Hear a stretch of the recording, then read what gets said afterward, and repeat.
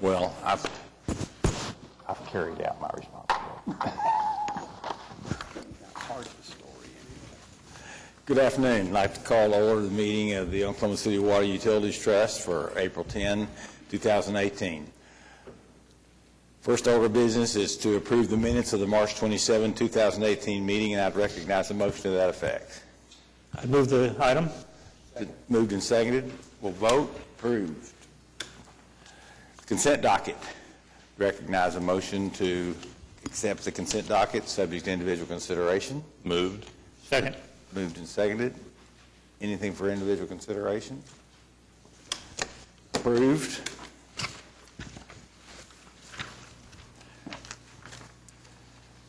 Next item is the concurrence docket, and there's nothing on the concurrence docket, so we will move it today unless someone has something to add.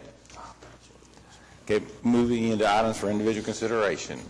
Thank you, Mr. Chairman. The first item, we have a presentation from Josh Morgan related to the integration process, the technology project that we have for your consideration.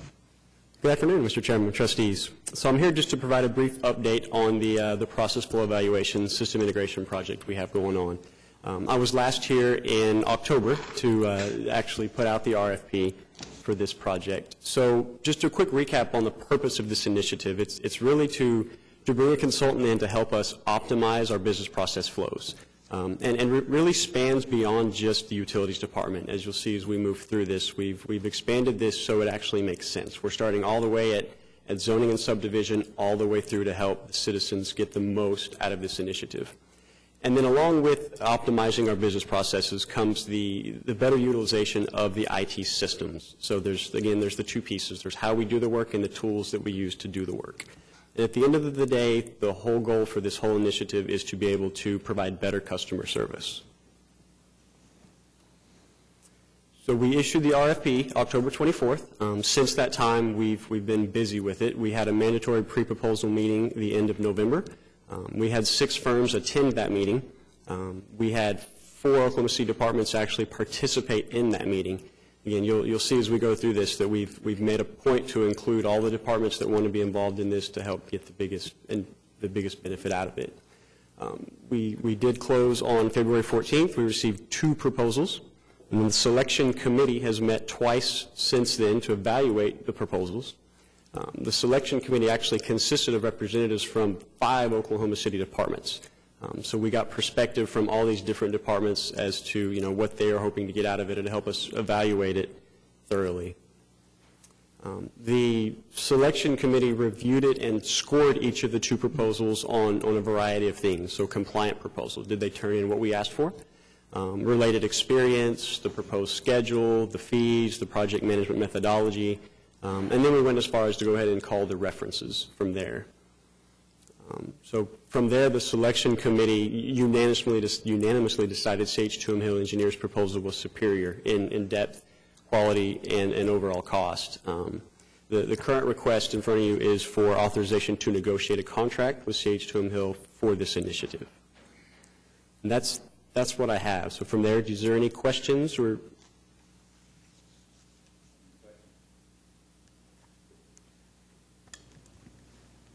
Seeing none, we will vote on this. So I'd recognize a motion to that effect. Been moved. Second. Moved and seconded. We'll vote. Approved. Next item.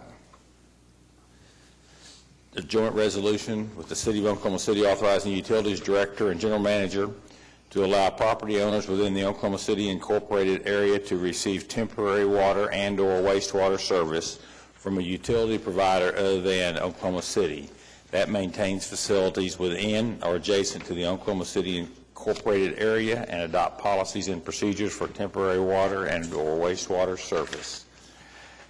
Is there a motion for approval? I'd like a little explanation on that. Okay. We have areas within the city where we don't have utility service, and they would be adjacent to another city. The resolution before you today is to enable the general manager to authorize temporary service to those individual properties, but they would have to agree to the stipulation that when service became available by Oklahoma City, they would need to reconnect, and that if there was an assessment district set up to extend service, that they would need to be in favor of that assessment district. So this is not for large developments. This is for an individual property that may need that service. Okay, but we've done that for years. But we haven't had a formal policy, adopted policy on it. Is that the case? We have done this in several specific situations over the years, a couple of houses down near the city of Mustang, for example, and we have taken each of those temporary agreements to the trustees. What we're setting up is an administrative process whereby we can be more responsive through our development services. All right, thank you. Any other questions or comments? Is there a motion? Moved. Is there a second? Second. Moved and seconded. We'll vote. Approved.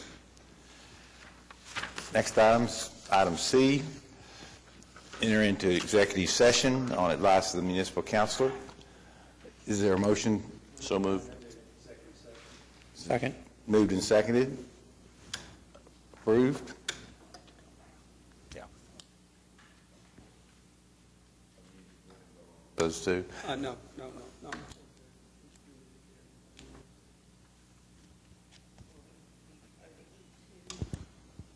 Right, Craig, go in at the same time. We're also being asked to enter into executive session on the advice of the municipal counselor under E2. Recognize a motion to that effect. Second. Been moved and seconded. All in favor? Vote.